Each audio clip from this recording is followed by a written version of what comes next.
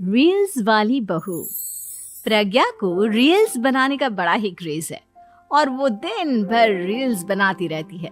खाते पीते घूमते फिरते घर में कॉलेज में रील्स बनाने के कारण प्रज्ञा पूरे कॉलेज में हाईलाइटेड है।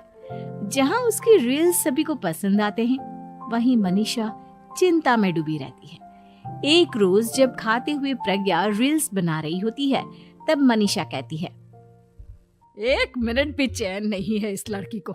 ये नहीं कि खाना तो आराम से खा ले, लेकिन नहीं, अरे थोड़ी देर रील्स नहीं बनाओगी तो आसमान नहीं टूट पड़ेगा। अरे मम्मी, इसी को तो कहते हैं डिटर्मिनेशन। तुम नहीं समझोगी ये सब। ए भगवान, इस लड़की को सद्बुद्धि दे। जब देखो तब टेढ़ा बाका मुंह बनाती रहती है। मनीषा की बात का प्रज्ञा पर जरा भी असर नहीं होता और वो खाते खाते रील्स बनाती रहती है। दिन बीतने लगते हैं और देखते देखते प्रज्ञा का कॉलेज भी खत्म हो जाता है।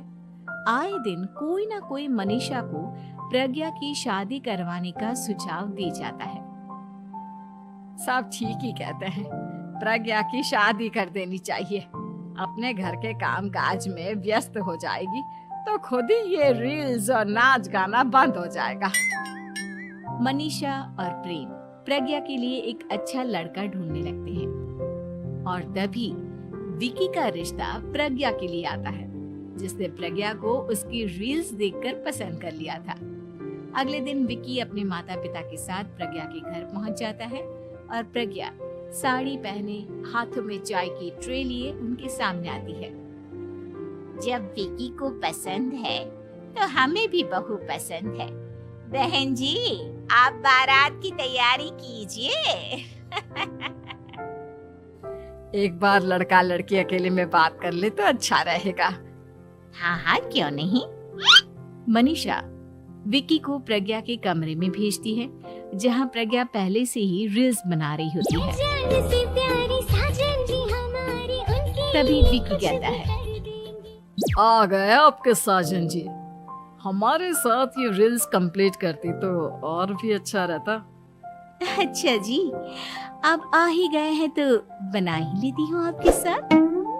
दोनों मिलकर रील्स बनाते हैं। जब वी मीट और तुरंत पोस्ट भी कर देते हैं। फिर विकी कहता है, जब आप साड़ी में चाय लेकर आई तब मुझे लगा कि कहीं मैं गलत घर में तो नहीं आ गया। अब सही है। दोनों की शादी पक्की हो जाती है और शादी के दिन भी प्रज्ञा रील्स बनाने से चूकती नहीं। यहाँ तक कि बारात के समय भी नाचते हुए रील्स बनाती है। सभी लोग प्रज्ञा की तारीफ के पुल बांध देते हैं और प्रज्ञा नाचती गाती अपने ससुराल चली जाती है। सब कुछ अच्छा चल रहा होता है। प्रज्ञा यहाँ भी दिन भर हर चीज की रील्स बनाती रहती है। लेकिन कुछ दिनों के बाद जब सुनीता कहती है, बहू, ये रील्स के साथ साथ कुछ काम भी कर लिया करो। वैसे तुझे और क्या क्या बनाना आता है? मम्मी जी, वैसे तो सब कहते हैं कि मैं सब कुछ अच्छा बनाती हूँ, लेकिन मुझे लगता है कि मैं मैगी अच्छा बना लेती हूँ। हाँ, कॉफी भी अच्छा बना लेती हूँ और मुंह तो सबसे अच्छा बना लेती हूँ। हैं? अच्छा अच्छा।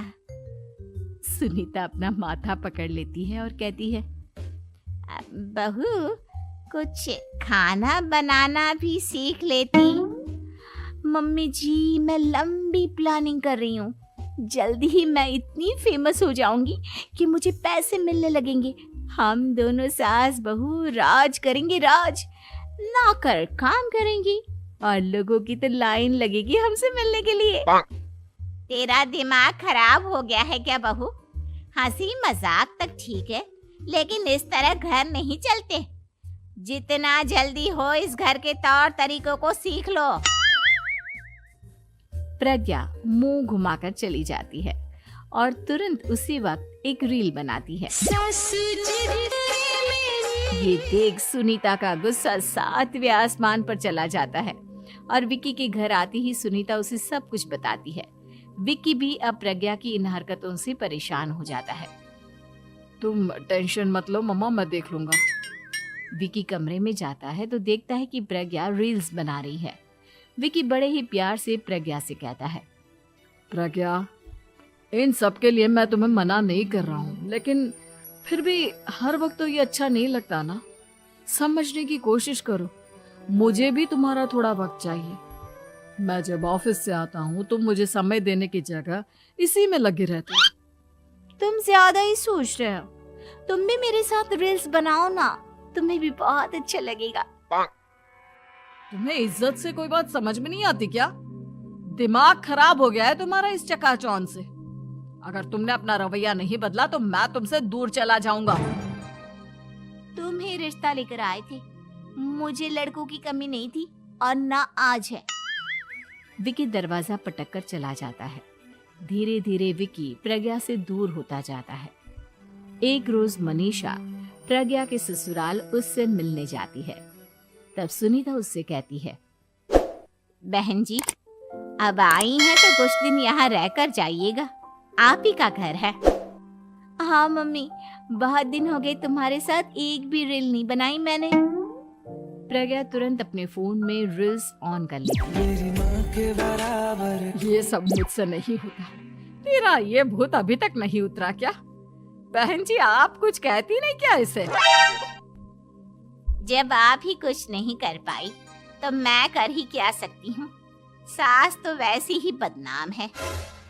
शाम को घर की लाइट चली जाती है और मनीषा प्रज्ञा से कहती है, मेरे घुटनों में बहुत दर्द हो रहा है, तू लाइट का कुछ इंतजाम करना बेटा।